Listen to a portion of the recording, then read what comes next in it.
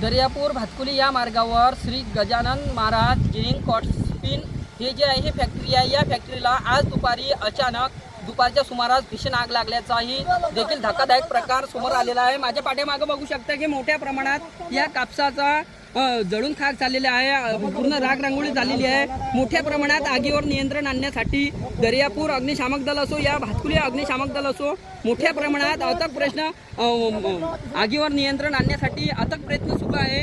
आणि मोठ्या प्रमाणात जे आहे येथील संपूर्ण शेतकरी असो या येथील कर्मचारी असो आगीवर नियंत्रण आणण्यासाठी धडपड करत आहे। आणि हे जे आहे आपण बघू शकतो की या ठिकाणी जे हजारो क्विंटल हा जो आहे कापूस जळून खाक झाला आहे आणि संपूर्ण कापसांची देखील राग रांगोळी झाल्याचंही या ठिकाणी हे वास्तव्य दिसत आहे।